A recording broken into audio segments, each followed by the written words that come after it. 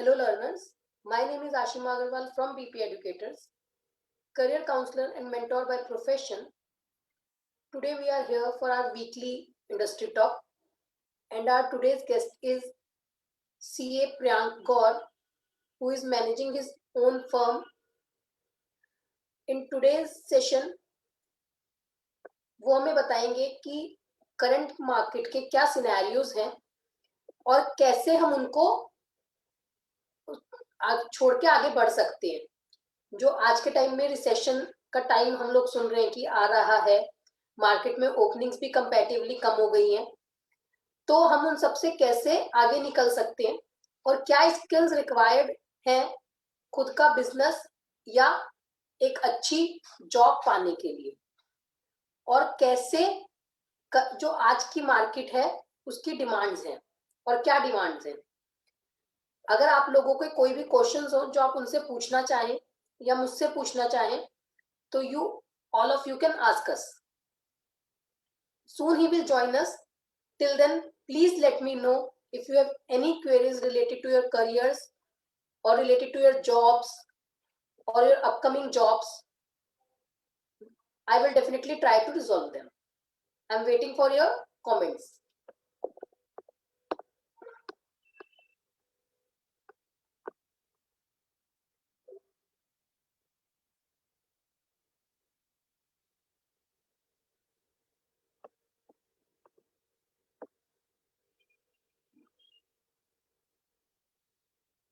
Hi Sonu.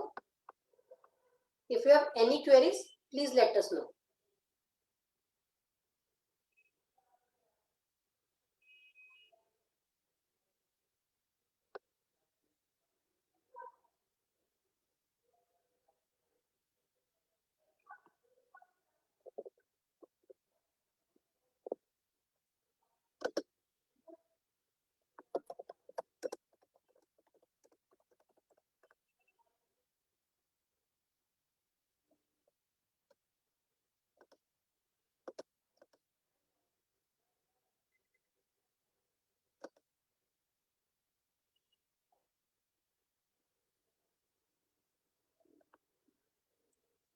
हम लोग mister Priyank गौर के बारे में डिस्कस कर रहे थे।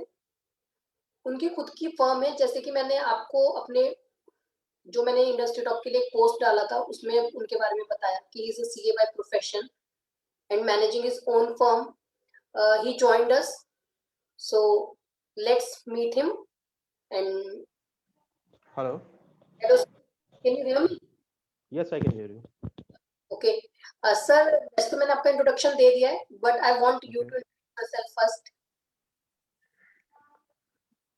Basically, I'm a practicing chartered accountant. मेरा ऑफिस यहाँ पे दिल्ली, बॉम्बे एंड चेन्नई एंड कोलकाता के अंदर वर्क करता है। Okay. और बेसिकली हम यहाँ पे different type of services provide करते हैं, जिसके लिए एक डेडिकेटेड पार्टनर्स हमारे लिए वर्क करते हैं अलग अलग फील्ड में। हम बेसिकली अपनी सर्विसेज को बेस्ट जो पर्सन होता है उससे करवाने की कोशिश करते हैं, जिससे सामने वाले को विदाउट एनी सेकंड थॉट आपको मार्केट के अंदर वो सर्च करना पड़े कि आपको हमारे यहाँ रूप में नहीं मिल रहा, वो आपको मिल जाए। ठीक है, तो बेसिकली हमारी सर्विसेज में फाइनेंस अरेंज कराना होता है, और बेसिकली हमारी सर्विस में अकाउंटिंग कॉन्सेप्ट्स होते हैं, आउटसोर्सिंग्स होती हैं, होटल्स की होती हैं, और उसके बाद हमारे रेस्टोरेंट सेक्टर्स के अंदर हम अपनी सर्विसेज प्रोवाइड करते हैं, डेवलपर्स को देते हैं, मैन्युफैक्चरिंग सेक्टर्स को देते हैं। तो सेक्टर्स हमारे पास काफ़ी डिफाइंड है। वाइन के अंदर भी डील करते हैं, जिसमें पुराना वैट सर्विस टैक्स एक्साइज आज की डेट पे भी एप्लीकेबल है, तो उसके साथ के साथ जीएसटी के कॉम्प्लिकेशंस भी आ जाते हैं। तो बेटर ये होता है कि हम एक ऐसी रूफ के साथ बैठे हैं जहाँ पर आपको एक सर्विसेज के लिए 4-5 जने कंसल्टेंट्स के पास ना जाना पड़े, क्योंकि जहाँ पर आप 4-5 कंसल्टेंट्स के पास जाते हो वहाँ पे सबकी राय अलग होती है, सबके डिफरेंट पॉइंट्स होते हैं, सबके करने का, समझाने का, डिपार्टमेंट के साथ वर्क करने का सबका तरीका अलग होता है। तो instead of providing services in a very distributed factor, we provide service in within a roof. जो हमारे साथ जुड़े होते हैं तो उनको पता है कि हम किस तरीके से वर्क करते हैं। बाकी जो भी हमारे साथ जुड़ना चाहते हैं, श्योर आशिमा भी हैं, वो अपना काफ़ी नेटवर्क इस वक्त बढ़ा चुकी हैं, तो वी बिलीव कि अब यहाँ पे भी हमारे साथ जुड़ गई हैं तो फिर आगे भी हमारे साथ थोड़ा काम चलता रहेगा, कोई ऐसा इश्यू नहीं है। वो तो डेफिनेटली सर। सर मतलब मैं आपसे जानना चाहती हूँ, जैसे लॉकडाउन हुआ तो आप लोगों ने कैसे अपना लॉकडाउन स्पेंड किया? देखिए, ऑफिस तो बंद थे। लॉकडाउन स्पेंड करना और उसको प्रोडक्टिव बनाने में बहुत फर्क है। लॉकडाउन स्पेंड करने के अंदर क्या है कि आप कुछ मत करो, आए दिन अपनी न्यूज़ देखो, मार्केट के अंदर क्या हो रहा है, मोदी जी ने क्या बोल दिया, आज ये क्या वो हो गया, या फिर ये है कि आप अपनी जो लाइन ऑफ एक्शन है हम्म, वो डिफाइन करो। देखो, लॉकडाउन के अंदर क्या है, बेसिकली लॉकडाउन के बाद का इफेक्ट सबको पता था, लेकिन हम्म, सब उसका वेट कर रहे थे कि मार्केट के अंदर हम जब जाएंगे तब उसका इफेक्ट देखेंगे, मार्केट के अंदर क्या आता है क्या नहीं आता। हमने उस पे पहले से इफेक्ट नहीं देखा। हमने देखा कि चाइना की जो मार्केट है, ठीक है, हमें ये पता था, हमें अपनी मार्केट का पता था कि हम दिसंबर 2019 के अंदर हम रिसेशन पीरियड में थे, हमारी जीडीपी डिक्लाइन पे थी, रिसेशन हमारा आने वाला था। उस टाइम के अंदर हमारे पास लॉकडाउन आया।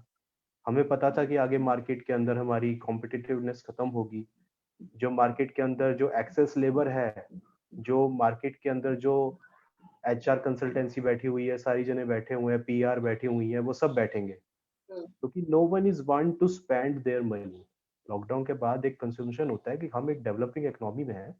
डेवलपिंग इकोनॉमी सिर्फ कंजम्पशन बेस पे चलती है, ठीक है। राइट। लॉकडाउन के बाद सिर्फ हमारी कंजम्पशन जो है वो लोगों ने खत्म कर दी, सबने सेविंग स्टार्ट कर दी, ठीक है हम्म, ना। सेविंग्स से क्या होता है कि आपका पैसा घूमता नहीं है, तो जिसको रिक्वायरमेंट होती है उसके पास वो पैसा पहुंचता नहीं है। हम्म, उसी पैसे को पहुंचाने के लिए गवर्नमेंट ने, जैसे आपको देखा होगा कि टीडीएस के रेट्स कम कर दिए, जिससे हाथ में जो मनी में हाथ में पैसा है वो लोगों के पास आए स्पेंड करने के लिए, ठीक है ना। रेट्स कम कर दिए, 5-5 हजार रुपए सबके अकाउंट में डलवाए गए। हम्म, ये क्यों डलवाए गए? इसलिए क्योंकि कंजम्पशन बढ़ाना था इकोनॉमी के अंदर, और सारी चीजें उसी हिसाब से ही आगे लेके चलनी थी। लेकिन लॉकडाउन कैसे स्पेंड करा? लॉकडाउन सिर्फ ये था कि आप एक तरीके से तैयार हो जाओ कि आपको 3 महीने का टाइम मिल गया है कि आप मार्केट के अंदर सरवाइव करने लायक हो या नहीं हो।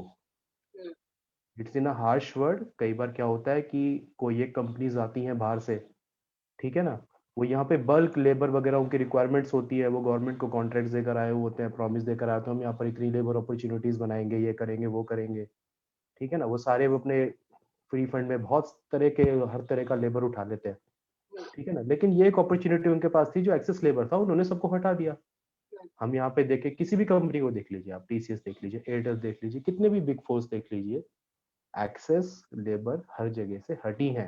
जहां पर आपका वो पर्सन जो कंपनी के लिए कॉम्पिटिटिव है, ठीक है, चाहे वो कंपनी में एक दिन ही क्यों ना आता है, वो आज भी उस कंपनी के लिए वर्क कर रहा है, ठीक है, उसे कंपनी कहीं नहीं हटाती, ठीक है। तो आपको ये चीज देखनी है कि आप कितने कॉम्पिटिटिव हो, डिस्पाइट ऑफ ये कि आपकी लाइन ऑफ एक्शन, आप किस लेवल पे काम करते हो, आप किस लिए इंपॉर्टेंस हो।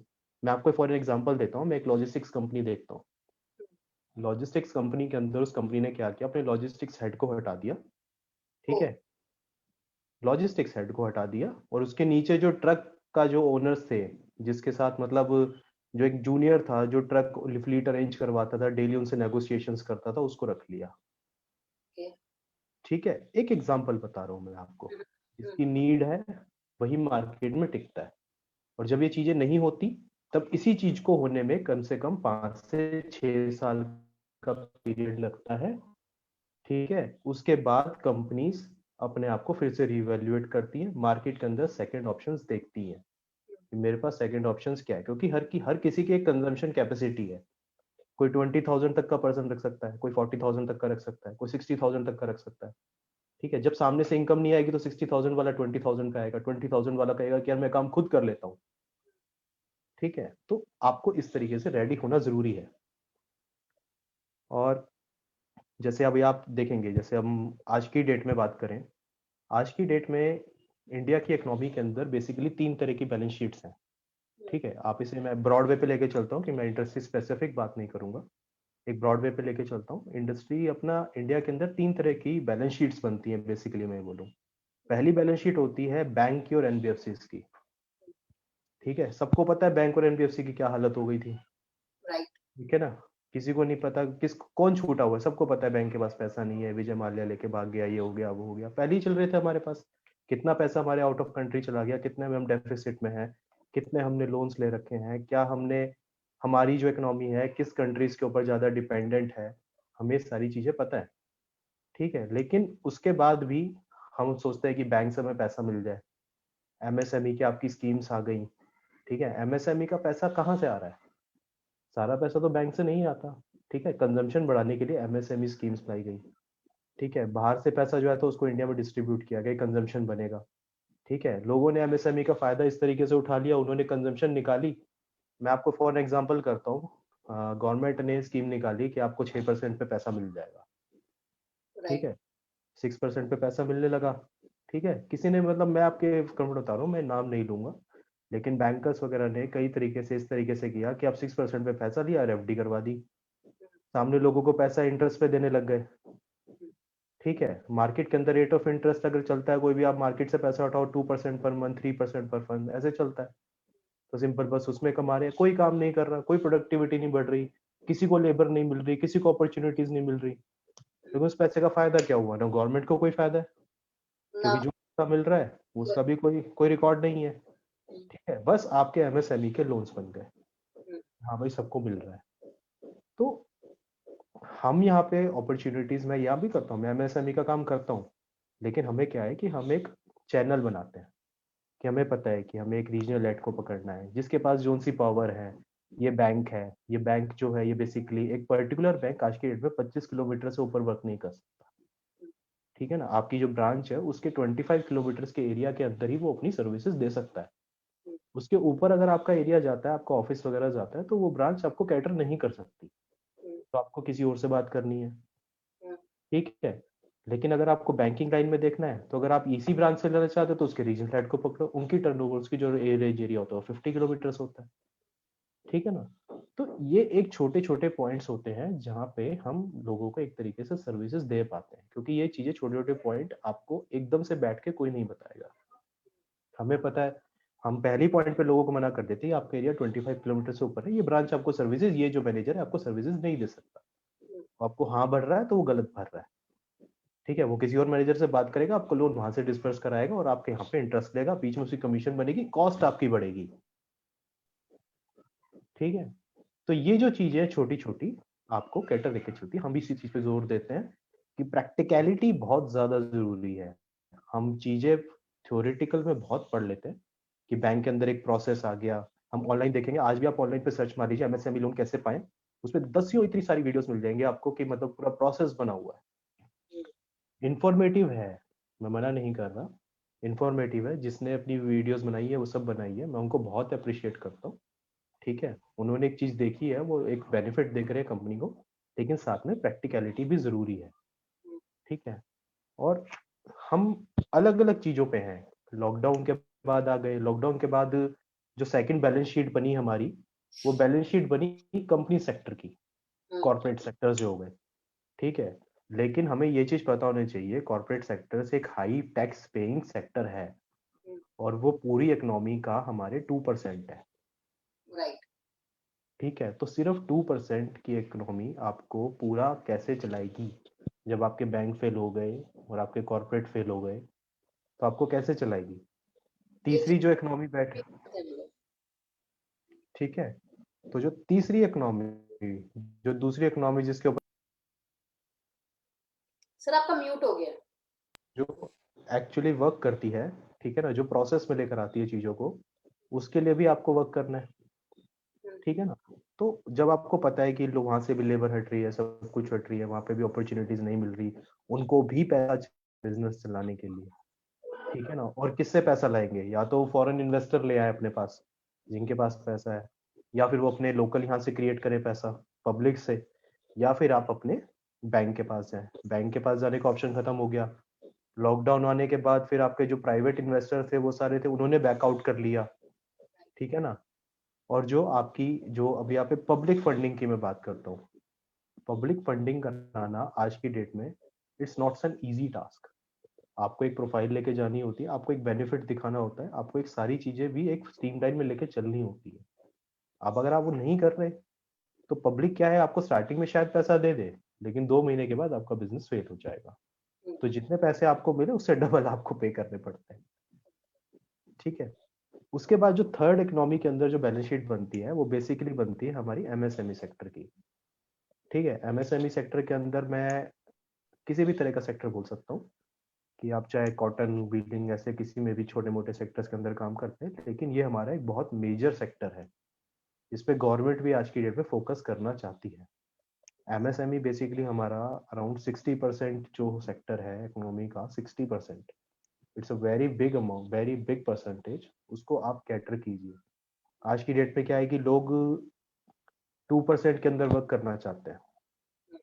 एक अंडरस्टैंडिंग है कि मैं आज की डेट में दिल्ली में बैठा हूँ या कोलकाता में बैठा हूँ या मेट्रो सिटीज में बैठा हूँ, मैं टीसीएस से नीचे काम नहीं करना चाहता। ठीक है, फिक्स्ड है सबका। जो निकलता है आज की डेट में प्रोफेशनल डिग्री लेके, उन सबको पता है मेरा ये लेवल है, मैं इस सेक्टर के अंदर काम करना चाहता हूँ। और आप किसी भी सेकंड टायर सेक्टर को देख लीजिए, ओला देख लीजिए, किसी को देख लीजिए, ये सारे के सारे सेक्टर्स आपके वर्क करते हैं टायर 2 सिटीज के ऊपर। ठीक है, टायर 2 हो गई, जयपुर हो गई, बीकानेर हो गई, ये टायर 2 सिटीज है। अपॉर्चुनिटीज की कमी नहीं है, लोग जो वहां पर है काम करना चाहते हैं। वहां पर लोग काम करते नहीं है क्योंकि वो दिल्ली आ जाते हैं, बॉम्बे चले जाते हैं, ठीक है, अलग अलग सिटीज में चले जाते हैं, उनको वही काम नहीं मिलता जिस जिस हिसाब से उनकी एजुकेशन वहां पर है। आप देखेंगे दिल्ली के अंदर और जयपुर के अंदर एजुकेशन में कोई फर्क नहीं है।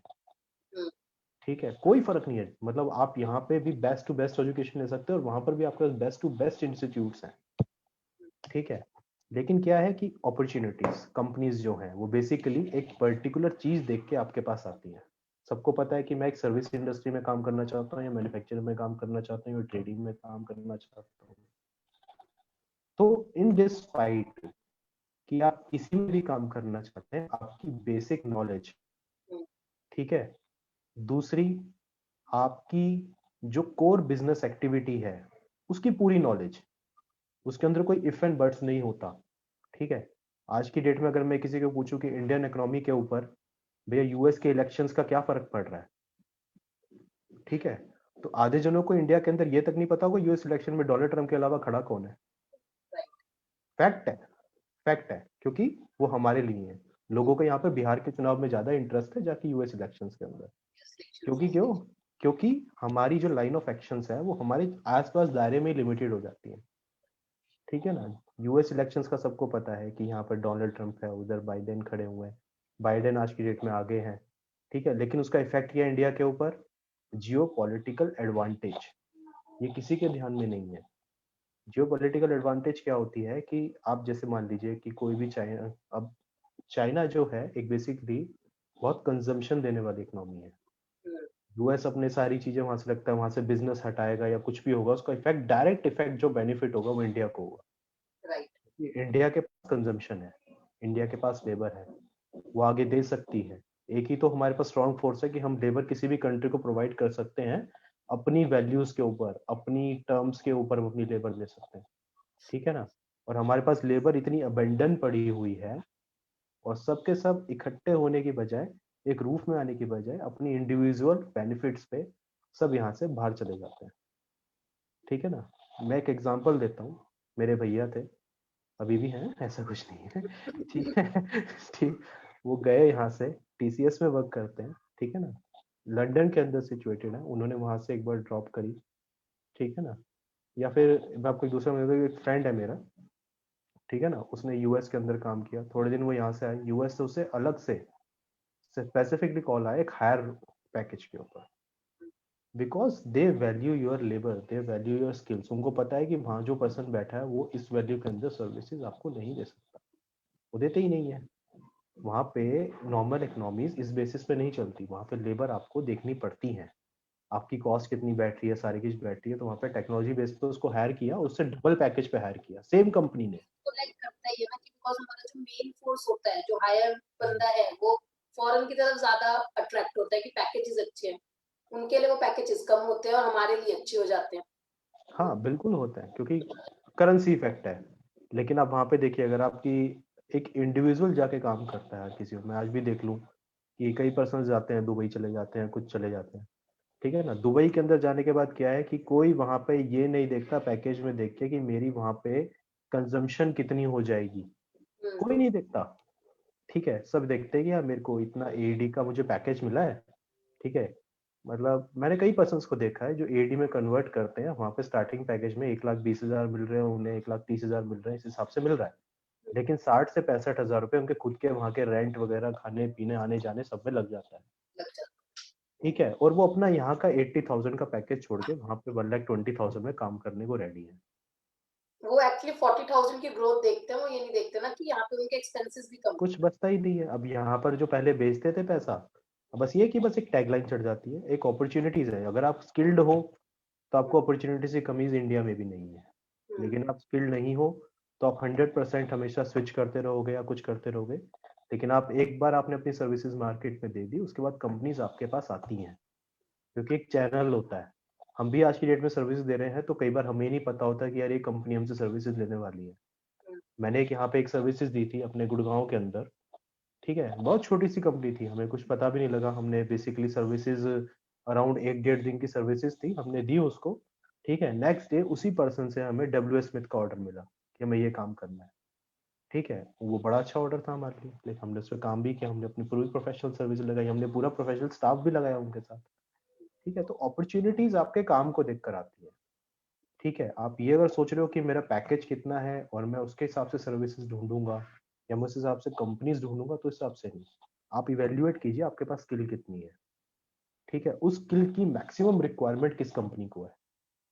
ठीक है, तो अगर कोई पर्सन के पास मैक्सिमम रिक्वायरमेंट है कि भैया ये आपकी स्किल है, इसके अगेंस्ट में इसकी मैक्सिमम रिक्वायरमेंट है, तो आप डायरेक्ट उसको अप्रोच कर दो। बाहर की कंपनी आपको 40,000 देगी, लेकिन एक पर्सन जो यहाँ पे पंजाबी में आके बैठा है, उसी काम के आपको 80,000 देगा।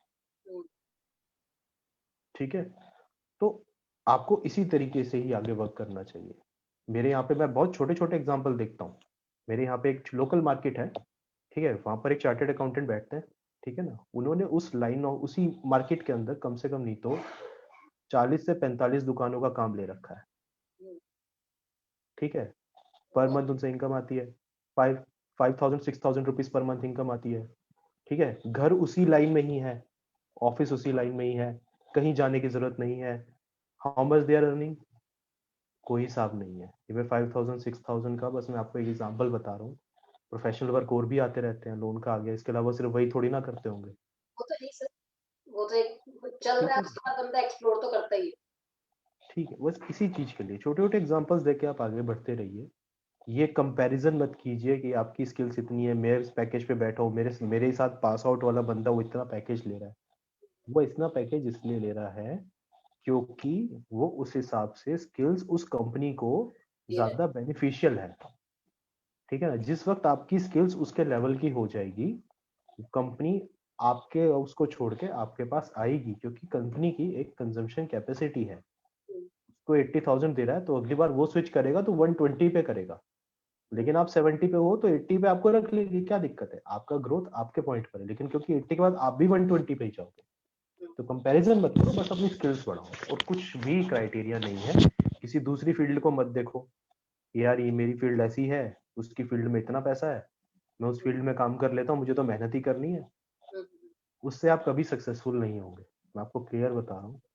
ठीक है ना, बहुत सारी है उसके लिए, बहुत डेडिकेशन, बहुत सारी चीजें चाहिए होती हैं। लेकिन अगर आप एक पर्टिकुलर टाइम से स्टार्ट करो, जब मैंने अपनी यहाँ पे प्रोफेशनल सर्विसेज स्टार्ट करी थी, फर्स्ट 6 मंथ में मेरे को आई थिंक 3,000 रुपीज का चेक मिला था आफ्टर बिकमिंग चार्टर्ड अकाउंटेंट। 6 महीने के बाद आपने थ्री जॉब नहीं किया थाउजेंड सर? नहीं, मैंने आज तक कभी जॉब नहीं करी किसी के अंदर। You are directly in services. Direct in services, क्योंकि जिस हिसाब से ट्रेनिंग हुई थी, जिस हिसाब से चीजें चली आगे, वो चीजें उस हिसाब से ही बनती चली गई, तो मैंने उस पर ज्यादा फोर्स नहीं किया। हाल तो एक बार एडी के अंदर मेरे को भी एक ऑफर आ गया था दुबई से, लेकिन मैं उस पर गया नहीं, क्योंकि मैंने कैलकुलेशंस वही जो मैंने आपको बताई कि बचा कितना, वो कुछ बच नहीं रहा था, मेरा कुछ फायदा नहीं है। तो धीरे धीरे आप चीजें चलाइए, स्किल पे अपनी काम कीजिए, छोटी छोटी स्किल्स के ऊपर कीजिए जहाँ पे आपको पैसा मिलता रहे। ठीक है, आपकी लाइन है, जैसे मैं अपनी लाइन में बैठता हूँ, मैं अपनी लाइन में बैठता हूँ कि मेरी शेयर मार्केट में क्या हो रहा है। हो सकता है मैं शेयर मार्केट की पूरी समझ ना रखता हूँ, लेकिन मैं अपने साथ एक ऐसा पर्सन तो ज्वाइन कर सकता हूँ ना जो शेयर मार्केट की खबर रखता है, हर एक चीज की। राइट। ठीक है ना, तो अब अगर आप किसी ऑर्गेनाइजेशन में मेरे तरीके से काम कर रहे हैं, तो आपके पास हर तरह का पर्सन होना चाहिए। आप सारा काम खुद नहीं कर सकते। ठीक है ना, लेकिन इतना आपको अपने अंदर कैपेबल होना होगा कि अगर सामने वाला हट गया तो मैं अपने क्लाइंट को हैंडल कर लूंगा। ठीक है ना, वो क्लाइंट आपका नहीं जाना चाहिए। ठीक है, तो ऑर्गेनाइजेशन इस तरीके से काम करेंगी। स्किल्स जो बेसिकली जो अपने स्टॉक जो अपनी जॉब्स वगैरह के लिए देख रहे हैं, जिसको अभी इम्पैक्ट आया है लॉकडाउन के बाद, ठीक है, आप अपने आप को जो वहाँ पे एचआर है कंपनी के अंदर है उससे पूछो कि भैया मेरा रीजन बताओ, उस रीजन के ऊपर वर्क करो डायरेक्ट। ठीक है, कि नेक्स्ट टाइम वो रीजन उस किसी पर्सन के पास नहीं होना चाहिए। नहीं सर, मेरे पास यहाँ ठीक पे है, जो पॉइंट छोटी छोटी स्किल्स है। मेरे पास यहाँ पे एक पॉइंट है, जैसे हम्म मतलब मैं खुद एजुकेशन इंडस्ट्री में हूँ और बहुत मेरे मतलब 10 ईयर से हूँ मैं, तो काफी ऐसे बच्चे हैं जो ऑलरेडी वर्किंग थे, जिनकी जॉब गई हम्म थ्रू लॉकडाउन एंड ऑल। तो मतलब कंपनी ने उनको बेसिकली रीजन हम्म उन्होंने पूछा, तो मतलब काफी सारी कंपनीज ने रीजन दिया, फंडिंग इशू है। आप में मतलब मुझे ऐसा नहीं लगता हम्म पर्सनली कि कभी कोई भी कंपनी फंडिंग इशू की वजह से हम्म किसी को निकालती है, जो मेरा पर्सनल पॉइंट ऑफ व्यू है इतने सालों के एक्सपीरियंस हम्म का। तो मतलब बट रीजन यही आया है लॉकडाउन में मैक्सिमम जगह की फंडिंग इशू है, हम लोग अपना स्टाफ कम कर रहे हैं, एक्सपेंसेस मिनिमाइज कर रहे हैं, टाइप्स ऑफ थिंग। देखिए ये रीजंस है ना, ये मुझे वहाँ अच्छे लगते हैं जहाँ पर आपकी कंपनीज ऐसे में वर्क कर रही हो जहाँ पे हर एक लेवल पे एक हिरार्की हो। ठीक है ना, जहाँ पर एक आप ऐसी कंपनी के साथ काम कर रहे हो जहाँ पे ओनरशिप ही सब कुछ है, वहाँ ये रीजन काम नहीं करते। मैं एक ऐसी एजुकेशन इंडस्ट्री को भी संभाल चुका हूँ, ठीक है ना, जो एजुकेशन इंडस्ट्री बहुत ज्यादा अच्छे काम कर रही थी, प्रॉपर उसके अंदर रिजर्व चल रहे थे, कोई दिक्कत नहीं थी। आज की डेट में कंपनी प्रॉफिट में ही है। नहीं है। ठीक है ना, आज की डेट में भी कंपनी प्रॉफिट में ही है, अच्छा। लेकिन तब भी उन्होंने अपने स्टाफ को सारी चीजें डिक्लाइन करी है। ठीक है ना, क्यों करी है? रीजन दो होते हैं। पहला ये, जो प्राइवेट ओनरशिप्स बनती है वो प्राइवेट जो ओनर्स होते हैं उन्हीं के बेनिफिट के लिए बनती है। आइडिया उनका होता है, लेबर उनकी होती है, तो हमें उनकी रिस्पेक्ट भी करनी चाहिए। ठीक है ना, आज की डेट में भी वहां पर भी वही जने काम कर रहे हैं जिनकी जरूरत थी। हमारे पैकेज को भी उन्होंने कम कर दिया कि भैया हम आपसे इतनी सर्विसेज लेते हैं, पहले आप हफ्ते में 3 दिन आते थे, अब आप सिर्फ एक दिन आइए। हम आपकी सर्विसेज एक दिन से ज्यादा अवेल नहीं कर सकते। क्यों नहीं कर सकते जी? उनसे पूछा मैंने कि आप क्यों नहीं कर सकते, क्योंकि अब हम तो देखते हैं ना सारी चीजें कि भैया अपने पास ही है, देख लो सारी चीजें। मैं क्यों नहीं कर सकते, एक रीजन बताओ। ठीक है ना, तो उनको पता है यहाँ तो रीजन चलेगा नहीं। तो मैंने उनको उनको सिंपल ये बोला कि ओनरशिप जो चाहती है वो यही चाहती है, वो अपने रिजर्व्स को अपने पास रखना चाहती है, उसको स्पेंड नहीं करना चाहती, क्योंकि आगे फ्यूचर का उनको कम लग रहा है। ठीक है, फ्यूचर के अंदर क्या कम लग रहा है, कितने बच्चे आएंगे क्या नहीं आएंगे। ठीक है ना, अब एजुकेशन हो गया, मैन्युफैक्चरिंग हो गया, ये सारे सेक्टर्स जो है ना, ये बेसिकली इन बिटवीन टाइप के सेक्टर्स होते हैं लॉकडाउन में। ठीक है, मतलब विनर सेक्टर होता है, एक लूजर सेक्टर होता है लॉकडाउन में, एक हमारे पास इन बिटवीन सेक्टर होता है। फार्म और जो ये मैन्युफैक्चरिंग हो गई, एजुकेशन हो गई, ये थोड़े टाइम के लिए डिक्लाइन में आते हैं। ठीक है, लेकिन उसके बाद ये दोबारा से अपनी ग्रिप बनाएंगे। क्या बच्चे पढ़ना बंद कर देंगे? सब पढ़ेंगे। नहीं सर, ठीक है ना। पर्टिकुलर सेक्टर की बात नहीं है, मतलब बट जैसे काफी बच्चे थे जो मैन्युफैक्चरिंग में भी काम कर रहे हैं और ट्रेडिंग वगैरह और बड़े लेवल पे भी काम कर रहे हैं, लाइक जेनपेक हो गया और भी हो गया। जेनपेक ने तो खैर मैंने नहीं सुना कि अपने एम्प्लॉयज निकाले हैं, बट जैसे जो छोटी मैन्युफैक्चरिंग कंपनीज थी जिनके ओनर्स को लगा कि भाई हमें टेली का बंदा हमने रख रखा है, हम उसे 15,000 या 20,000 दे रहे हैं, तो हम सीए को, सीए अपना अलग है हमारा, पहले जनरली यही होता था कि अपना अलग है बंदा सीए, चलो ठीक है यार, थोड़े से पैसे उससे बढ़ा के उससे करा लेंगे, तो यहाँ से हमारे 10,000 रुपए बच जाएंगे। तो बिल्कुल सही इसका है। वही रीजन आता है ना कि भाई क्योंकि फंडिंग का इशू है हमें, तो वो वही पॉइंट, ये नहीं है कि देखो फंडिंग्स का इशू नहीं है, बात ये है कि वही घूम फिर के बात हो रही है कि भैया एक स्किल्ड पर्सन आपसे ज्यादा उसको मिला हुआ है। ठीक है ना, तो वो उसके पास ग्रैब कर रहा है। अगर आप उससे ज्यादा स्किल्ड होते तो चार्टर्ड अकाउंटेंट चाहे नहीं हो, काम आपके पास ही रहेगा। तो आप बस अपनी स्किल्स पे काम करो, और कोई तरीका नहीं है कि आप इसके अंदर आप मार्केट को कैसे एक्सीड कर सकते हो। मार्केट में आपसे ऊपर भी 10 लोग काम कर ही रहे होते हैं हमेशा, मार्केट में आपसे नीचे 10 जने काम कर ही रहे होते हैं हमेशा। ठीक है, लेकिन क्या है कि आप धीरे धीरे अपनी ग्रोथ रेट बढ़ाते हो। ठीक है ना, हम 12th के बाद जब आए, 12th का जो लेवल था हमारा और जो आज जो लेवल है उसमें जमीन आसमान का फर्क है। ठीक है ना, लेकिन हम 12th का बेस उस टाइम पे हमारे बेस में अगर मैं 12th से ही कंपेयर करूँ तो शायद ठीक था, हाँ राइट। ठीक है ना। और ऐसी आज की डेट में कंपैरिजन करूं मैं अपने आप को, तो मेरे से ऊपर काम करने वाले भी बहुत सारे हैं, मेरे से नीचे काम करने वाले भी बहुत सारे हैं।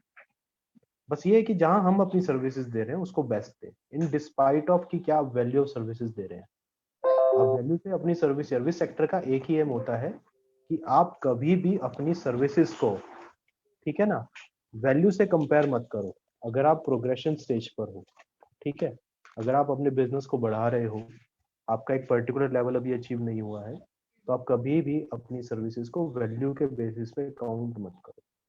चाहे आपको अमाउंट कम मिल रहा है, आप ज्यादा मिल रहा है, आपकी स्टडी ऑफ एक्शंस होने चाहिए कि यार ये सारे पॉइंट्स मेरे को कवर करने हैं, ठीक है। क्योंकि जो स्टार्टिंग में आपके जो क्लाइंट्स बनते हैं, जो आपके साथ जुड़ते हैं, ठीक है ना, वही आपके लिए आखिरी तक काम करते हैं, ठीक है। आपकी जो बेस बनता है, आपके जो रिलेशंस बनते हैं, वो पहले 6 साल 10 साल के अंदर बनते हैं। उसके बाद पर्सन आते हैं, जाते हैं, हो सकता है कि रिलेशन बनते हो, लेकिन इन डिस्पाइट ऑफ पर्सनल बिजनेसेस वो प्रोफेशनलिटी में ज्यादा चलते हैं, ठीक है। आज की डेट में मेरे सीनियर्स भी हैं, they are much better in giving services, उनको पिछला इंडस्ट्रीज का ज्ञान है, सारे डिपार्टमेंट के साथ उनकी अंडरस्टैंडिंग है, सब कुछ है। अब मैं कहूँ कि मैं उनके कंपैरिजन में कहीं नहीं हूँ, ठीक है ना, हो सकता है मैं नहीं हूँ इन डिस्पाइट ऑफ एक्सपीरियंस, लेकिन मैं एक काम तो कर सकता हूँ ना, मैंने उनको जोड़ लिया अपने साथ, और अपनी इम्प्रूवमेंट पे काम कर सकते हैं कि मैंने उनको जोड़ लिया अपने साथ, ठीक है ना। अब मैंने उनको जोड़ लिया अपने साथ, सर्विसेज वो दे रहे हैं, नाम मेरा भी चल रहा है, तो आने वाले 10 साल के अंदर जब वो रिटायर होंगे तब मेरा नाम चलेगा कि भैया ये तो काम करता ही था, हाँ ठीक है ना। सही। तो हम ये सारी चीजें कर सकते हैं आज की डेट में, ठीक है। और बेसिकली आप ऐसे सेक्टर्स में काम कीजिए जो बेसिकली एक विनर सेक्टर की तरह हमेशा एक फिक्स स्ट्रक्चर पे चलते हैं, जहाँ पे रिसेशन का, डिप्रेशन का और ये प्रोग्रेशन का कोई इफेक्ट नहीं आता। जैसे मान लीजिए कोई फार्मास्यूटिकल सेक्टर है, ठीक है ना, फार्मास्यूटिकल सेक्टर जो होते हैं मेडिसिन वगैरह के, इनमें कोई इफेक्ट नहीं आता। वैसे तो सर फाइनेंस सेक्टर में भी मुझे नहीं लगता ऐसा कोई इफेक्ट आता है, थोड़ा बहुत ऊपर नीचे हो सकता है बट मेजर। फाइनेंस सेक्टर नहीं, बेसिकली फाइनेंस सेक्टर जो है वो मेरे हिसाब से आज की डेट में कम है, क्योंकि फाइनेंस सेक्टर के अंदर आप देखेंगे कि बैंक्स मर्ज हो रहे हैं। क्यों मर्ज हो रहे हैं? क्योंकि इंडिविजुअल बैंक की चीजें संभाले नहीं जा रहे। सबको एक रूफ चाहिए, एक बड़ा हाथ चाहिए कि जिसके नीचे हम पकड़ ले कोई मुझे, ठीक है ना। तो वही सब बैंकर्स के साथ है। जो एनबीएफसीज वगैरह आई थी, प्राइवेट पर्सन आए थे जो प्ले करते थे मार्केट के अंदर। आरबीआई भी देख रहा है कि हम इतने सारी बैंकिंग फैक्टर के अंदर, अब चीजें भी बहुत तरह की हैं। क्योंकि आप जैसे यूएस की इतनी बड़ी इकोनॉमी की बात करें, ठीक है ना, वहां पे बैंक काम करने वाले टोटल 6 या 7 ही हैं, ठीक है। और आप इंडिया के अंदर बात करो, कितने बैंक्स हैं? आज आप एक बार सर्च मार के देखो गूगल के ऊपर, कितने बैंक्स काम कर रहे हैं।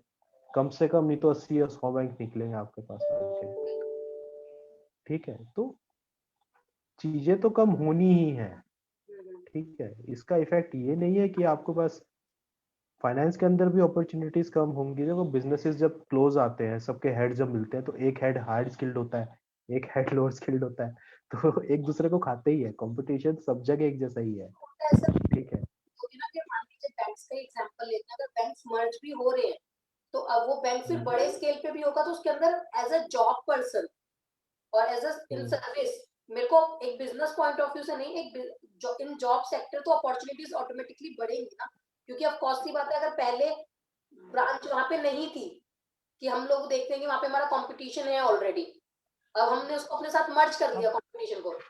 आप इसे दोनों तरीके से ले सकते हैं। देखो अपॉर्चुनिटीज बढ़ती तब है जब आपके पास एक बिल्कुल न्यू कंपनी है, हम्म। वो किसी के साथ मर्ज, जो अपना आइडिया लेकर आए, वो अपनी स्पेसिफिकली स्किल्स बनाए मार्केट के अंदर, तब आपकी जॉब अपॉर्चुनिटीज बढ़ती है। अब आज की डेट में बोलूँ कि पीएनबी के साथ ये सारे बैंक्स मर्ज हो गए, वो बैंक ऑलरेडी अपने स्टाफ पे वर्किंग कर ही रहे थे, हम्म। ठीक है ना। वो अपनी फुल स्ट्रेंथ के साथ कम कर ही रहे थे, उनको बस एक फंडिंग अपॉर्चुनिटी चाहिए थी, अपने साथ मर्ज होना था, उन्होंने एक बड़े बैंक को ले लिया। बड़ा बैंक भी अपने साथ सारी की सारी वर्किंग्स कर ही रहा है, खरीदा। उसका भी पूरा स्टाफ बैठा ही हुआ है, उसका भी सारे मार्केटिंग स्टाफ ये सब बैठा ही हुआ है, हम्म। ठीक है ना। तो अब डिपार्टमेंट वाइज हो सकता है कि आपके पॉइंट बिल्कुल सही हो कि डिपार्टमेंट वाइज अपॉर्चुनिटीज बढ़ जाए, लेकिन कुछ डिपार्टमेंट में उसका इफेक्ट आता भी है। मान लो कि अगर आज की डेट में हम सिंपल बैंक की बात नहीं करें, दो कंपनीज की बात करें कि भैया दो कंपनीज मर्ज हो रही हैं, सबसे पहले हाथ खड़ा होता है अकाउंट्स के ऊपर कि भैया मुझे दो अकाउंट्स डिपार्टमेंट क्यों चाहिए। अब एक ही काम करेगा, ये बात भी फैक्ट है। ठीक है ना। अब एक ही काम फैक्ट करेगा भैया, काम करने वाला ये भी वही कर रहा है, वो भी वही कर रहा है। जब करना ही एक कंपनी के लिए काम है तो दो जने क्यों करेंगे। ठीक है, चीजें समझ में आती है, लेकिन फिर जब मर्ज होते हैं टाइम पे फिर यही देखा जाता है कि एक हेड जो उस कंपनी का प्रीवियस था, जिसके साथ हमने सारी चीजें शेयर करी हुई है, जो प्रीवियस कंपनी की सारी जनता है, उसको रखो। एक दूसरी कंपनी के हेड को रखो, उसके नीचे तो स्टाफ रखो और बाकी सबको निकाल दो। ठीक है। अब चीजें क्या है कि इनका इफेक्ट ही मार्केट से, लॉकडाउन से, इनसे पहले भी चलता आया है, वही अब भी चलेगा और आगे भी चलेगा। ठीक है, लेकिन आप बस घूम फिर के भैया स्किल्स वगैरह पे बात कीजिए। ठीक है ना, जितनी स्किल बढ़ा सकते हैं बढ़ाएं अपनी। ठीक है ना, छोटे छोटे कोर्सेज आज की डेट में तो इतने सारे हैं, यूडमी पे और इन सब पे आप सर्च मारने जाओ, इतने अच्छे अच्छे हैं, इतने अच्छे ट्यूटोरियल्स मिल जाते हैं आपको। मतलब आज से अगर मैं 3 साल 4 साल पहले की बात करूँ तो ये सारी अपॉर्चुनिटीज ही नहीं थी कि आपको पढ़ा कहाँ से। की अपॉर्चुनिटीज नहीं थी, आजकल तो मैक्सिमम हर एजुकेशन इंडस्ट्री काम कर ही रही है ऑनलाइन। बहुत अच्छा काम कर रही है। एजुकेशन इंडस्ट्रीज के अंदर इतने रिफॉर्म्स आ गए हैं आज की डेट में, पिछले 3 4 साल पहले आप सोच भी नहीं सकते थे कि यार ये सारी चीजें चलेंगी। हाँ, कि आज ऑनलाइन की डेट में हर एक स्कूल बैठ के आपको ऑनलाइन क्लासेस दे रहा है। ठीक है, और हमने जब पहली टाइम फर्स्ट टाइम सुना था कि स्कूल के जो बच्चे हैं वो ऑनलाइन क्लासेस लेंगे, तो हम ये सोचते थे कि यार हम स्कूल में बैठ के नहीं पढ़ेंगे और घर पे बैठ के कैसे पढ़ेंगे। मेरा सेम थॉट मेरा ठीक बेबी है। है, लेती है तो पढ़ेंगे कैसे। बट अब हो गए 6 7 मंथ्स क्लासेस चलते हुए, आराम से चल रहा है सब कुछ। चल रहा है, सब कुछ हो रहा है। ठीक है, तो चीजें तो चेंजेस होंगी, हम्म, लेकिन बस ये है कि अब आपको जिस सेक्टर पे काम करना है वो बेसिकली आपके जो विनर सेक्टर्स हैं उन पे काम कीजिए। अपनी सर्विसेज देखिए, क्योंकि वही विनर सेक्टर्स आपको पैसा दे सकते हैं। हम्म, ठीक है ना। तो विनर सेक्टर्स के अंदर हो गया जैसे ई कॉमर्स बिजनेस।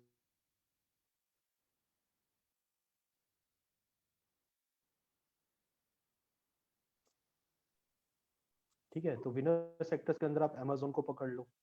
ठीक है, इस तरह के जो अमेजोन के अंदर जो ई कॉमर्स बिजनेस आपको दे रहे हैं, ये बेसिकली आपके ऊपर सारे के सारे विनर सेक्टर्स हैं। हम्म, ठीक है, आप चाइना के अंदर देख लो, चाइना में एक JD.com करके एक कंपनी है। हम्म, ठीक है, जब भी लॉकडाउन हुआ, सारी चीजें हुआ, उन्होंने चाइना के अंदर ड्रोन सर्विसेज दे दी। हाँ राइट। ठीक है, अब हम वीडियोस देखते थे यहाँ से कि यार ड्रोन जा रहा है, वो जा रहा है, सामान लेकर जा रहा है, कोई दिक्कत नहीं है। लेकिन उन्होंने अनमैन्ड व्हीकल्स और बेसिकली ड्रोन की सर्विसेज सारी सबको देनी स्टार्ट कर दी। हम्म, अपॉर्चुनिटीज देखो आप कि आप इस अपॉर्चुनिटी के साथ काम कर सकते हो। आप यहाँ पे ड्रोन की सर्विसेज दिल्ली के अंदर आप देखो, आप कहाँ दे सकते हो। हम्म, ठीक है, मैं आपको एक छोटा सा एग्जांपल देता हूँ। कोई मान लो जो कोई फूड सेक्टर के अंदर बैठा हुआ है, रेस्टोरेंट सेक्टर है, कोई कॉर्पोरेट सेक्टर के अंदर बैठा हुआ है। ठीक है, वहां वो दे सकता है अपनी सर्विसेज। जहाँ पे जैसे आप NSP जैसे एरिया के अंदर जाते हो, कहीं जाते हो, वहां पर एक छोटा सा ड्रोन आप चला दो, वहां पर जो आपको पिज्जा वगैरह वो सब उसमें दे। हाँ राइट। लोग खिंचते हैं इन सब चीजों से। आपकी सेल्स के अंदर वो 100 रुपए ज्यादा देने को एग्रीड है, क्योंकि आज की डेट में ये चीजें उनको दिखती है कि अलग हो रही है। ठीक डिफरेंट। है, इस डिफरेंट हो रही है। एक आपके नेटफ्लिक्स वगैरह के जितने बिजनेस हैं, डिज्नी हॉटस्टार, आप कितने देखो सब बूम पे गए हैं। ठीक है, जिसके पास, उनको पता भी नहीं था कि हॉटस्टार होता क्या, आज उसके पास भी मेंबरशिप है। ठीक है ना, तो सब उस पे जा रहे हैं। टीवीज का आप कितना कितने टीवी देखते हो, आप जिसके पास हॉटस्टार इन सब की मेंबरशिप है, कोई नहीं देखता आज की डेट में टीवी। ठीक है ना, लेकिन इन बिटवीन जहां पर आप टायर 2 सिटीज की बात करते हो, DD नेशनल ने कम से कम नहीं तो 22 चैनल निकाले जहां पर वो बच्चों को पढ़ा रहे हैं। ठीक है, हमारे प्राइवेट सेक्टर के अंदर किसी ने ऐसा काम नहीं किया। ठीक है ना, आप कितने बड़े बड़े स्टार ले लीजिए, किसी ने सोनी ले लीजिए, कितने ले लीजिए, किसने किया ऐसा काम। DD कर रहा है, तो DD कर सकता है तो बाकी सब भी तो कर ही सकते हैं ना। तो जो ये इंफॉर्मेटिव चीज होती जहाँ पर हम बच्चों को आज के डेट में जूम के ऊपर ये सारी चीजें कर रही हैं, अगर उनको वहां पर मिलता तो चीजें और स्ट्रीमलाइन, ज्यादा क्वालिटी के साथ, ज्यादा अच्छी तरीके से वो चीजें और वो पैसा होती अपना स्टार्ट। अपने पास भी रहता है। और सबसे पहले तो अपॉर्चुनिटीज वही सब, मेरे को जितनी आपकी बातचीत से समझ आई चीज, वो मेरे लिए टेक अवे यही होगा कि हमें अपनी अपॉर्चुनिटीज ग्रैब करनी है, और जो बेटर ऑप्शन, अगर कोई सिचुएशन ऐसी आ भी गई लाइक लॉकडाउन रिसेशन, तो हमें ये देखना है कि हम कहाँ पे अपनी अपॉर्चुनिटीज को कर मिस कर सकते, रहे हैं, ले सकते हैं। बस अपॉर्चुनिटीज नहीं है तो आप बनाओ। हम्म, ठीक है, बनाने का मेरा मतलब ये होता है कि जैसे आपको पता है कि यार ये अपॉर्चुनिटीज अच्छी है, इस कंपनी में ये काम बहुत अच्छा मिलने वाला है, हम्म, अगर मेरे को नहीं मिलेगा तो ये कोई और ले जाएगा। हम्म, ठीक है ना, आप पहुंच जाओ उस कंपनी में। हम्म, ठीक है ना, आप लिंक्डइन पे सर्च मारो, किससे मारो, एक बार मीटिंग कर लो पर्सन से। ठीक है ना, आपको क्या होगा, मैक्सिमम से मैक्सिमम क्या होगा, मना हो पहली जाए। बार ये पहली बार ये डर लगेगा कि अरे बंदा तो मेरे को जानता ही नहीं है। हम्म, ठीक है ना, दूसरी बार ये होगा कि पर्सन आके बोलेगा यार कि यार मैं आपको सर्विसेज नहीं दे सकता, हम्म, हम अपनी सर्विस आपसे नहीं करा सकते, हमारे पास एक स्पेसिफिकली पर्सन अपॉइंट है। हम्म, तीसरा ये अपॉर्चुनिटी बोलेगा, तीसरा जो आंसर होता है उनका, ठीक है आप अपना कोटेशन भेज दो, हम अपना देखते हैं कि अगर आप कर सकते हैं, हो सकता है उसके बाद भी वो ना ही करने वाला हो। हम्म, ठीक है ना, और चौथा ये हो सकता है कि उसे कुछ मिल ही नहीं रहा हो। ठीक है, तो वो क्या पता आपको ग्रैब भी कर ले। मैक्सिमम बनना हो सकता है, इससे ज्यादा कुछ नहीं होगा, लेकिन क्या है कि एक पर्सन के साथ तो कांटेक्ट बन ही गया ना। Right sir. ठीक है, तो एटीट्यूड वो क्या आप मैं बनाओ। उसके लिए कभी भी जो बिजनेस कर रहे हैं उनको इस पॉइंट ऑफ व्यू पे कभी भी डरना ही नहीं चाहिए। यार मैं उस पर्सन को जानता नहीं हूँ, मैं उसमें कैसे बिजनेस में एंटर करूंगा। ठीक है, मुझे उस बिजनेस की समझ नहीं है, ये नहीं है, वो नहीं है। इंसान ने वही काम बनाया जो वो अचीव कर सकता है। ठीक है, ये चीज फैक्ट है। जो उसने नहीं बनाया वो ऊपर वाले की देन है। उसके अलावा उसने सबके आंसर दे रखे हैं, वो आंसर ही क्वेश्चन ही वही बनाता है कि जिसको आंसर वो दे ले। ठीक है, तो आप इस तरीके से अपने बिजनेस पे आगे सारी चीजों पे लॉकडाउन के इफेक्ट के बाद आप चीजें कर चेंज कर सकते हो। सकता। बाकी मतलब चीजें चल रही है। व्यूज जान के मतलब मेरे को वही चीज समझ में आई कि अब अपना जो भी है हमें अपनी अपॉर्चुनिटीज देखनी है, ना कि नेगेटिव चीजों पे फोकस करना है, लाइक कि रिसेशन है या लॉकडाउन है या व्हाटएवर थिंग। अपनी अपॉर्चुनिटीज रिसेशन, हम ग्रैब करें और अपनी स्किल्स डेवलप करें बेसिकली। अगर हम हाँ बेसिकली आप सेक्टर्स पे मत जाओ कि सेक्टर्स ये प्रोग्रेशन चलता है वो चलता है। आप बस ये देखो कि हमारी जो सर्विसेज है, जिस स्किल्स पे आप काम कर रहे हो, वो नॉन साइक्लिकल हो जाए। नॉन साइक्लिकल ये होती है कि बेसिकली आपकी सर्विस जो आप दे रहे हो, वो सर्विसेज सामने वाले के लिए इतनी जरूरत वाली हो जाए और आप ही दे सकते हो। ठीक है, अब हम कई, जैसे मेरे एक सेक्टर के अंदर कंपनी में काम करते हैं, वो बेसिकली एमआरआई मशीन्स वगैरह बनाते हैं। ठीक है ना, एक ग्रैब वाला सेक्टर है, मार्केट में कोई इतनी जल्दी काम कर नहीं रहा। ठीक है ना, आज की डेट में भी 1-1 करोड़, 1.5-1.5 करोड़, ठीक है, या और भी स्पेसिफिकली अमाउंट उस कंपनी के पास आता है, एडवांस में काम करते हैं। क्यों? क्योंकि कंपनी के पास मोनोपोली है, एक अपना नाम है कि भैया सर्विसेज हम ही दे सकते हैं। ठीक है ना, तो उसको वो ग्रैब करते हैं, ऑल ओवर इंडिया और बाहर भी अपनी सर्विसेज देते हैं, सब कुछ देते हैं। ठीक है ना, तो वो एक, आज की डेट में क्या उसमें कंपटीशन नहीं है, लेकिन वो चीज अब उनके लिए एक नॉन साइक्लिकल हो गई है। ठीक है, जिससे मार्केट के अंदर चाहे रिग्रेशन आए, प्रोजेक्शन आए, डिप्रेशन आए, ग्रेट डिप्रेशन आए, कुछ भी हो जाए, उनका चलेगा। उनका चलेगा। क्योंकि मार्केट में कोई सेकंड पर्सन नहीं है वो काम करने के लिए। तो आप चाहे एक स्किल पे काम करते हो, चाहे आप टैली आता हो आपको, लेकिन टैली आपको ऐसा आना चाहिए कि आप ट्रेडिंग से लेके मैन्युफैक्चरिंग सेक्टर के अंदर सिंगल हैंडेडली सारी चीजें संभाल सको। अगर आपको ये सारी चीजें आती है, आपको टैली के एक एक फीचर आता है, ठीक है, तो आप टैली के अंदर मास्टर हो, आप पढ़ाने भी बैठोगे तो भी आप 1 लाख रुपया महीना कमाओगे दिल्ली के अंदर। ये मेरा फैक्ट बता रहा हूँ आपको। वो फैक्ट है सर, बिकॉज अगर हम हमारे अंदर क्वालिटी है तो सब कुछ है, तो फिर हमें जरूरत सब नहीं कुछ होती है, किसी की। और किसी के पास भी जाइए, 3 बार 4 बार, एक बार पढ़ने के बाद फिर आपको पता लग जाता है पर्सन में किसके पास कैपेबिलिटी है, किसके पास नहीं। वो तो आज है। की डेट में समझने वाला और समझाने वाले का हिसाब रहा नहीं है। बच्चे भी पहले वाले नहीं रहे। ठीक है ना, उनको भी 2 मिनट में ही पता लग जाता है कि यार मैं कुछ सीख सकता हूँ या मैं पहले ही सीखाऊंगा। ठीक है ना, तो तो हर तरीके से आपको वर्क करना है। Thank you sir for your views and for your time. मतलब आई रियली बस लाइक अब सेशन, बिकॉज मेरे को वही चीज समझ आई, बिकॉज मेरे को सबसे ज्यादा पॉइंट यही था, और जो बच्चों को भी होता है जनरली और व्यूअर्स को भी होता है हमारे, कि अभी करंट रिसेशन आने वाला है, जैसे लोग कहते हैं, मुझे पर्सनली खुद भी फील नहीं होता कि इतना रिसेशन टाइम है। थोड़ी अपॉर्चुनिटीज कम हुई हैं, बट वो बेसिकली हम्म, उसकी वजह से हुई है कि स्किल्स प्रॉब्लम, कि लोगों ने जॉब लग गई तो अपने आप को अपग्रेड नहीं किया, एक होता है ना अब तो हम सेटल्ड है टाइप्स ऑफ व्यू आ जाता है। हाँ मतलब कई बार क्या होता है कि पर्सन जिस कंडीशंस में आ जाते हैं कि मैं यार, मैं इस पैकेज पे था, मेरा 20 लाख रुपए का पैकेज है, ठीक है, मेरे को कंपनी ने निकाल दिया, अब मैं क्या करूं। ठीक है ना, तो अब वो कहीं पे सर्च मारना स्टार्ट करता है तो वो सोचता है कि मैं 20 लाख का पैकेज होता, मेरे को 25 लाख का ही पैकेज मिलेगा तो मैं जाऊंगा। नहीं तो 20 तो मिले कम ठीक है से ना, नहीं तो 20 तो मिले ही कम से कम। अब उस 20 वाले को बोल दो कि यार मार्केट के अंदर स्ट्रेंथ नहीं है, मैं तुम्हें 15 ही दे सकता हूँ, तो वो अगले 3 महीने और बैठ जाएगा खाली, कम, लेकिन 15 नहीं लेगा। लेकिन 15 नहीं लेगा। ठीक है, और ना उन बिटवीन जो 3 महीने बैठा उस पर कोई काम करेगा, उस पर सिर्फ वो जॉब सर्च मारता है, कुछ नहीं। मतलब सामने से कोई कंपनी मिल जाए कि मैं उस पर काम कर लूँ जो 25 लाख का पैकेज दे दे, लेकिन ये नहीं है कि उस 15 लाख की कंपनी के अंदर ही उससे नेगोशिएट करे कि यार मैं तेरे पास 4 दिन आता हूँ तो मुझे 15 लाख दे, बाकी के 2 दिन में कोई कुछ और कर लेता हूँ। हम्म, ठीक है ना, तो ये इस तरीके से आपको अपनी सर्विसेज भी डिफाइन करो। कंपनीज को भी अच्छा लगता है आज की डेट में, मना नहीं कर रहा मैं, हम्म, कंपनीज भी चाहती है कि अगर आप 4 दिन के अंदर वो काम कर सकते हो तो काय को आपको 6 दिन बैठना है यार, सही काय बात। को 7 दिन बैठना है, क्यों बैठना है। हम्म, कंपनीज नहीं चाहती, आजकल कंपनीज वर्क फ्रॉम होम करवा रही है। हम्म, ठीक है, तो आप उस तरीके से कंपनी के पास जब कोई आपको ऑफर देता है आप ऐसा ऑफर सामने से दे दीजिए। कंपनीज को भी पता है आज की डेट में, भैया पहले ले रहा था 20 लाख का पैकेज, उसके पास सब कुछ पेपर्स है, सब कुछ है, आपको 15 वो ऑफर कर रही है, तो क्या वो ये काम आप इससे पहले भी कर सकते हो। हम्म, आप अपने टाइम को ले जाओ आगे, हम्म, आपके पास 2 दिन अगर वहां पे बच जाते हैं तो 2 दिन को आप आगे और यूटिलाइज करो। नहीं ठीक है, होता है। तो घूम फिर के आपका पैकेज वहीं पर ही आ जाएगा जहाँ पे आप कमा रहे थे। हाँ, जो कहीं 20 लाख के पैकेज पे काम कर रहा है उसको अगर 2 दिन हफ्ते में फ्री मिल जाए ना, तो वो उससे 10 लाख रुपए एक्स्ट्रा कमा सकता है, मैं आज की डेट में मानता हूँ।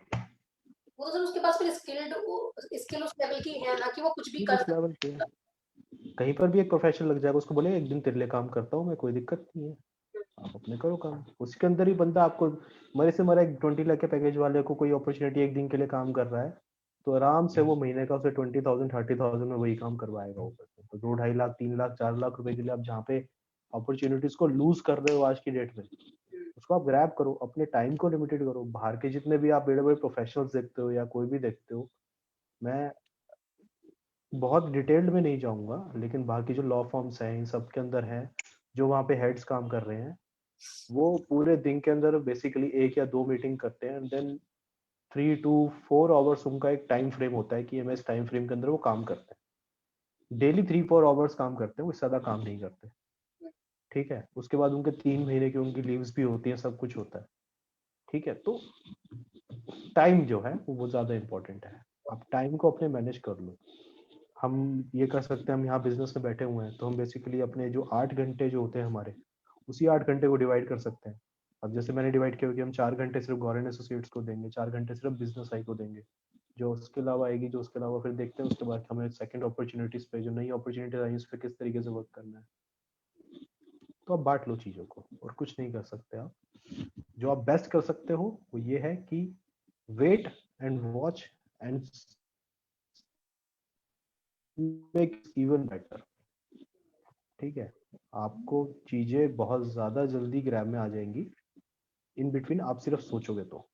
आप एक बार वर्क करना स्टार्ट करो। आज की डेट में कोई ये जना सोचता है कि यार मेरे को एक्सेल की स्किल नहीं आती या कुछ नहीं आती। ठीक है, जितने आप सोच रहे हो एक छोटी सी क्लास ले लो। ठीक है, आज की डेट में जो स्किल बढ़ाना चाहता है, कुछ करना चाहता है, वो आराम से कर रहा है, कोई इशू नहीं। आप जैसे इंस्टीट्यूट्स है, आप भी मेरे ख्याल से एक्सेल्स वगैरह की क्लासेस देते ही होंगे। सर हमारे तो हम लोगों ने लॉकडाउन में अपना पहले हम लोग ऑनलाइन भी करते थे, बट वही आपकी वाली बात अपॉर्चुनिटी देखी एंड ऑनलाइन स्टार्ट भी कर दिया साथ में ऑफलाइन। ऑनलाइन स्टार्ट किया तो उसके अंदर कितना फर्क पड़ा, देखो ग्रैब तो करना ही है ना मार्केट को। पहले एक रूम स्पेस के अंदर आप अपनी सर्विसेज देते थे, ठीक है ना, उस रूम स्पेस के अंदर आपका लिमिटेड होता था सब कुछ। ठीक है ना, लेकिन आज की डेट में कोई रूम स्पेस नहीं है। ठीक है, मैंने कई पर्सन्स को देखा है वो बाहर कहीं पर भी बैठे होते हैं, अपनी क्लासेस ले रहे हैं, कोई दिक्कत ही नहीं है। वो तो सर ठीक है, फिर रिक्वायरमेंट आपकी खत्म हो जाती है ना, आपको एक नेट चाहिए, एक सिस्टम चाहिए, एक पीछे का अच्छा सा व्यू चाहिए, वो भी सारे फिल्टर्स लग जाते हैं। वो भी फिल्टर लग जाते हैं, तो आप कहीं पे ही बैठ के काम करो। आप जूम पे बैठे हो, पीछे लंदन चल रहा है, कोई दिक्कत ही नहीं है, बंदा कहीं पे ही बैठा हो, चाहे वो साकिनाका ही बैठा हो, कोई दिक्कत ये कोई दिक्कत नहीं नहीं है, है। बिकॉज आपकी स्किल्स उस लेवल की होनी चाहिए कि आप मैनेज कहीं से भी कर सके चीजों को और संभाल सके। वही वाली बात है, time management is more important than anything else. Time management is more important, skill is very important, उसके बाद आप पैसों पे जाओ। ठीक है, जब तक आपको लगे कि हाँ ये स्किल्स मेरी ऊपर हो गई अब, ठीक है ना, अब मैं एक मार्केट लेवल से ऊपर आ चुका हूँ, तब आप अपनी कंडीशंस पे सामने पैसा मांगो, आपको मिलेगा पैसा। हो सकता है कि 1 लाख रुपए कम मिले, लेकिन ऐसा नहीं होगा कि 50% मिले, ऐसा नहीं होगा आपके साथ। ठीक है ना, तो आप उस चीज पे वर्क करो, आपको बड़े आराम से काम मिलेगा, बड़े आराम से आप अपॉर्चुनिटीज ग्रैब कर लोगे। ठीक है ना। कई बार हम देखते हैं मार्केट के अंदर ही देखते हैं कि जो मेरे साथ में वो किसी कंपनी के अंदर सीएफओ बना हुआ है, ठीक है ना।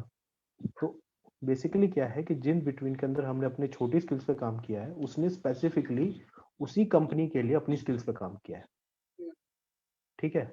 तो मान लो किसी एक पर्टिकुलर कंपनी से वो डेट करता था, तो उसने स्पेसिफिकली उसी कंपनी के लिए अपनी स्किल्स देखी कि यार मेरी जो स्किल्स है वो इस कंपनी को मैक्सिमम बेनिफिट कैसे दे सकती है, ठीक है। तो जहाँ पे वो लगा हुआ है वहां पर सिर्फ उसी कंपनी के लिए देखो कि यार मेरी स्किल्स आज की डेट में यहाँ पर है, अगर मेरी स्किल्स यहाँ से यहाँ हो जाएंगी तो कंपनी को ये बेनिफिट दे दूंगा, ठीक है। तो आप स्किल्स पे काम करो, बेसिकली अपने टेन्योर पे काम करो, किसी एक पर्टिकुलर चीज पे जरूरत से ज्यादा टाइम मत लगाओ, ठीक है। कि मतलब मान लो कि आपको करते रहो, आप स्किल के डेवलपमेंट कर रहे हो, आपको एक्सेल करना है तो आप 6 महीने से एक्सेल ही सीख रहे हो, यार क्या फायदा है 6 महीने से एक्सेल सीखने में। लोग बाग 10 दिन में करके निकल रहे हैं, आप 6 महीने से क्या कर रहे हो, ठीक है। और आज की डेट में तो ओवरली क्लासेस हैं, मैं तो कहूँगा कोई बंदा बैठे तो 3 दिन के अंदर तो पूरा एक्सेल खत्म हो जाता है, ठीक है। तो आप उसके अंदर काम करो, अपनी कितनी देर लगती है 3 दिन के अंदर आप एक रेगुलर 3 दिन पढ़ाई कर लो, ठीक है। या फिर आप पूरे 6 महीने तक उसको आधा आधा घंटा देखते रहो, ठीक है। तो उससे कुछ फर्क नहीं पड़ने वाला। आप अपनी स्किल्स फास्ट बढ़ाओ, अपने रिज्यूम में उसका प्रॉपरली डिफाइन करो कि हाँ, कई बार क्या होता है कि पर्सन को आता सब कुछ है, ठीक है, लेकिन वो रिज्यूम ऐसा बढ़िया बनाता है ना कि कि बस बता नहीं पाता। बस अगर उसको 50 भी मिल रहे होंगे ना, सामने वाला उससे 25 से ऊपर देने को राजी नहीं है, वो ठीक बता है। नहीं पाते अपनी चीजें ना, वही कम्युनिकेशन गैप हो जाता है, अपने आप में कम्युनिकेट नहीं कर पाते हो। स्किल्स वही चीजें, स्किल्स वाली बात। तो आप रेज्यूम पे अपनी वर्किंग करो। मैंने अपना जो आई थिंक फर्स्ट जो मैंने अपनी बिजनेस प्रोफाइल बनाई थी, वो बिजनेस प्रोफाइल आई भी थिंक मेरे पास रखी होगी, वो मैंने पूरी मैगजीन टाइप बनाई थी। मुझे शायद 18 पेज की मैगजीन बनी थी वो, जिसके अंदर फोटो लगाई, ये करा वो करा, मैं ये सारी सर्विसेज कंपनी में देता हूँ, उस कंपनी का लोगो लगाया, ये करा वो करा, 10 चीजें बना दी उसके अंदर, ठीक है। जब वो 18 पेज की पूरी पूरी स्किल उस सामने वाले को दी मैंने, तो वो फर्स्ट टाइम में ही फिक्स हो गया। उसने पता नहीं पढ़ी भी कि नहीं पढ़ी, जितनी मैंने मेहनत करी वो काम की भी थी कि नहीं थी, ठीक है। लेकिन वो एग्रीड तो हो गया ना। उस एग्रीड से मेरे हर महीने 5,000 रुपये आने लग गए, मेरी वो मेहनत रंग ला के काम खत्म होता है। उसके बाद फिर एक नेम पे चलती रहती है, आज की प्रोफाइल वैसी ही चलती रहती है। पहले तो एक हार्ड कॉपी जाके प्रेजेंट करना पड़ता था, यार ये मेरी प्रोफाइल है। आज की डेट तो सब कोई हार्ड कॉपी देखना नहीं चाहता। आज की डेट तो ये सोचता है कि मैं मेट्रो में चल रहा हूँ, कोई मेरे को प्रोफाइल भेज दो, मेट्रो में ही पढ़ लूंगा मैं। ऑफिस जाके उसे पढ़नी भी नहीं है प्रोफाइल, क्या काम कर रहा है बंदा क्या नहीं कर रहा। टाइम कंस्ट्रेंट है सबके पास। तो बेसिकली ये है, सब टाइम कंस्ट्रेंट है, सब हर कोई यही चाहता है कि यार जब मैं ऑफिस में बैठा हूँ तो मैं 8 घंटे सिर्फ ऑफिस के लिए काम करूँ, ठीक है। तो बस उसके आगे पीछे का जो टाइम है वो आपको ही मैनेज करना है कि आप अपने लिए काम कैसे कर रहे हो। अपॉर्चुनिटीज मार्केट में बहुत सारी हैं, लेकिन आप स्किल्स जो है वो ये नहीं होती कि यार सिर्फ एक प्रोफेशनल स्किल्स ही बढ़ाते रहो बैठे बैठे। आज की डेट में कई पर्सन है इतनी अच्छी प्रोफेशनल स्किल्स है, लेकिन अपने 2x2 के क्यूबिकल से बाहर नहीं निकल पाते, सारी जिंदगी नहीं निकल पाते, ठीक है। वो भी बैठे हैं काम कर रहे हैं, पूरे सुबह से लेकर 9:30 बजे पहुंच जाते हैं और रात के 9:30 बजे तक वहीं बैठे होते हैं, काम कर रहे होते हैं, ठीक है। कोई पर्सनल लाइफ नहीं है, कोई कुछ नहीं है। जो अपॉर्चुनिटीज आई उनको ये नहीं पता, सिर्फ ये पता है कि मेरे बॉस ने मेरे को ये बोला है, ठीक है ना, और मुझे ये काम रात तक करके देना है, ठीक है ना। उसको ये नहीं पता कि यार मेरा 9:30 बजे उठ रहा है तो मैं 8 घंटे की सर्विसेज दूँ, उसे भी नहीं पता। वो बैठा है 9:30 बजे तक, 10 बजे तक, 10:30 बजे तक। इवन मैंने गर्ल्स को भी बैठे हुए देखा है, ठीक है ना। होता कुछ नहीं है, ठीक है ना। आप अपनी सर्विसेज दे सकते हो, लेकिन वहां पे दो जहां पर आपको मैक्सिमम उसका बेनिफिट सामने से मिल रहा हो, ठीक है। अगर उसी कंपनी के अंदर वो सीएफओ बनाई जाए लड़की, तो मैं कहूँगा उससे 12 नहीं 14 घंटे काम करना चाहिए। लेकिन अगर वही 10,000 रुपये के ऊपर आप पिछले 1-1.5 साल से काम कर रहे हो और अभी भी आप 9:30 से लेकर रात के 9:30 बजे तक काम कर रहे हो, तो आपसे बड़ा बेवकूफ कोई नहीं है। तो आप सामने वाले को ये जज कराने का हमेशा मौका दो, हर 6 महीने में, कि भैया मेरे पास अपॉर्चुनिटी है, चाहे आपके पास हो ना, ठीक है ना। एक अपॉर्चुनिटी उसको बना के दो, यार ये मेरे पास अपॉर्चुनिटी आई है, 10 की जगह मुझे 25 मिल रहा है, आप दे रहे हो तो बताओ। और मैंने कई मैक्सिमम जगह ऐसे देखा है कि कोई बंदा मना नहीं करता, 10 की जगह उसे 15 दे देता है, सर वो तो एक हैबिट भी हो बैठे जाती बिठाए। है, काम समझ आ जाता है बंदे को, तो फिर पता नहीं चेंज करना चाहिए। स्टार्टिंग में ही 6 महीने टाइम लगता है आपको सारी चीज ग्रैब करने में, उसके बाद किसी बिजनेस में देख लो, वही सेम प्रोसेस है, वही सेम वेंडर के साथ काम करना है, वही सेम आपको डॉक्यूमेंटेशन बनानी है, आप उसमें क्या क्या चेंज कर लोगे? ठीक है, तो वहां से एक चीज निकालो, अपने रिज्यूम में डालो, जो आप करते हो उसको प्रॉपरली डिफाइन करो। ठीक है, कई बार कहता है कि कोई किसी का रिज्यूम आया, मेरे पास भी आज की डेट में कल एक रिज्यूम आया था, एक्सपीरियंस टैली ऑपरेटर, बस ये लिखा हुआ था। तो ठीक उन्होंने है, डिफाइन नहीं कर रखा था कि वो एग्जैक्टली काम क्या करते थे। अब एक्सपीरियंस टैली ऑपरेटर के अंदर भैया क्या समझूं मैं कि आप टैली के अंदर क्या काम करते थे? ठीक है, क्या आप मैन्युफैक्चरिंग का अकाउंट बना सकते हो? क्या आपको पता है कि स्टॉक जर्नल क्या होती है? ठीक है, क्या आपको पता है कि जीएसटी के अंदर मेरे को रिपोर्ट निकालनी है तो ये टैली कैसे निकाल के देगा? अगर मैं आपको भेज दूं आज की डेट में कंपनी के पास कि इसका जीएसटी के अंदर आप सारी की सारी चीजें मॉडिफाई कर दो अकॉर्डिंग टू टैली, क्या आप कर सकते हो? ठीक है, कुछ नहीं, बस ये है कि सेल का बिल डाल सकते हैं जी, और सेल का बिल भी इसी हिसाब से डाल सकते हैं, हमें दूसरे तरह का सेल का बिल नहीं बनाना आता। तो वहां पर जब वो पर्सन आके मेरे को बोलता है कि मेरे को 15,000 की रिक्वायरमेंट है और मेरे को ये आता है, तो मैं भी सोचता हूँ यार, मतलब मैं इसको 15,000 किस चीज के दे रहा हूँ? ठीक है, और वही एक पर्सन जो आज की डेट में मैं यहाँ से अगर कोई जो टैली की ट्रेनिंग करके आया है उसको दे दूं, तो वही पर्सन मेरे पास 10,000 में उससे ज्यादा सर्विसेज देने को एग्रीड है। लेकिन क्या है कि उस सर्विसेज की जो उसने प्रीवियस वैल्यू करी है, उसकी सर्विसेज की वैल्यू सिर्फ एक दुकान वाले को है, उसने दुकान वाले के लिए काम किया है, उसे काटना ही सेल का बिल था। ठीक है, उसकी काउंटिंग सीए चाहता ही उस तरीके से था, तो उसे आता ही उस तरीके का है, उसने ऊपर उससे कुछ देखा ही नहीं कि उसने होता भी है कि नहीं होता। ठीक है ना, अब उसे लगता है कि मेरे को 10 की जगह 15 मिलने चाहिए, इरिस्पेक्टिव उसने भी स्किल पे काम नहीं किया, उसने ये देखा कि यार मेरे को पहले 10 मिलते थे, अब मेरे को 15 चाहिए। ठीक है ना, तो चीजें आप चीजें चेंज करते हो मार्केट के अंदर। मार्केट के अंदर क्या होता है ना कि चीजें तो चेंजेस रहती ही है, मार्केट नाम ही फर्स्ट सेकंड वर्ड है, मैं तो पहले चेंजेस ही बोलता हूँ। मार्केट में कुछ भी एक जैसा कभी नहीं रहता, कभी ना कभी मैं भी एक तरीके से junior position, junior senior position पे आऊंगा, हो सकता है कि एक ऐसा दौर भी आए जब मेरे को भी अपनी सर्विसेज धीरे करनी पड़े। हमने भी लॉकडाउन आने के बाद सबको बेनिफिट देने के लिए अराउंड खुद से 20% अपनी फीस कम रखी है सबको भी। ठीक है ना, तो मेजर सबको लेने पड़ते हैं।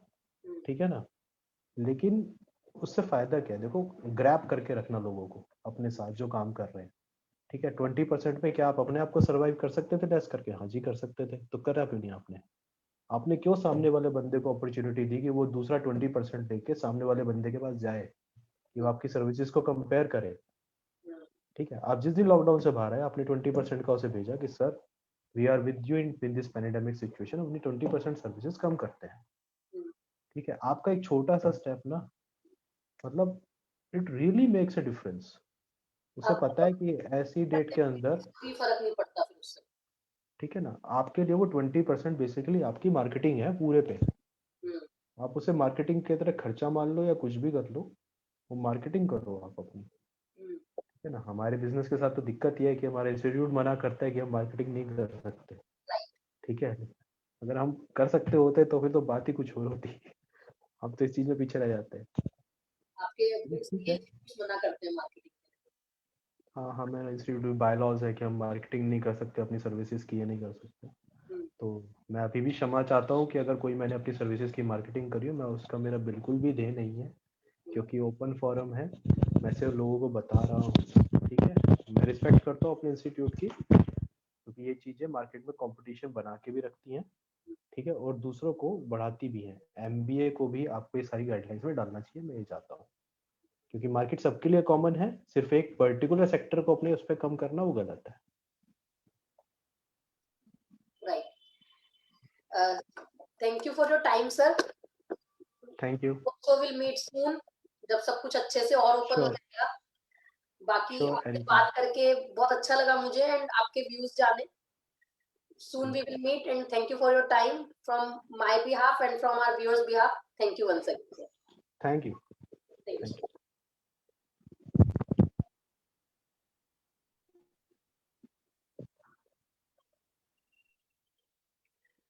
लर्नर्स, जैसे कि आपने देखा कि आपने आज सीए प्रियांक कौर के व्यूज जाने। जो मुझे उनसे आज टेक अवे मिला वो ये था कि सबसे पहले हमें अपनी skills, time management and continuous learning पे काम करना चाहिए, then we should think about money. Of of course सी बात है, हम जब भी कोई काम करते हैं, चाहे जॉब कर रहे हो या बिजनेस कर रहे हो, मनी इज द मोटिव और वो जरूरी भी है। बट अगर हम सिर्फ ये सोचें कि हम कितना कमा सकते हैं या दूसरे को क्या मिल रहा है और मुझे क्या मिल रहा है, when we have same qualifications, तो उससे हमारा कुछ नहीं होगा, ना हमारी कोई ग्रोथ होगी। तो हमें ये देखना होगा कि उसमें ऐसा क्या बेटर है जो मुझ में नहीं है, और उस पर मुझे फोकस करना होगा, या उसमें ऐसी क्या स्किल सेट है जो उसमें है और मेरे में मुझ में नहीं है, एज अ बिजनेस और एज अ इंडिविजुअल। तो हमें उस स्किल्स पे काम करना होगा, अपने टाइम को मैनेज करना होगा, और लर्निंग अपनी कभी स्टॉप नहीं करनी। तो we will definitely get the desired amount which we want at the end. But in starting 5 to 7 years, we should focus on our skills and less on money. So learners, I hope आप लोगों का जो take away रहा हो, please mention in comment section and do leave your comments ki how you like this session. We will meet again next Thursday with new person on industry talk, and तब हम लोग again discuss करेंगे कि उन person के क्या views हैं regarding this pandemic situation and recession. According to mister CA Priyank Gaur, there is no recession if you are skilled and if you are managing your things well. So we'll meet again and discuss again, और आप अपने take away जरूर दीजिएगा। Thank you and bye.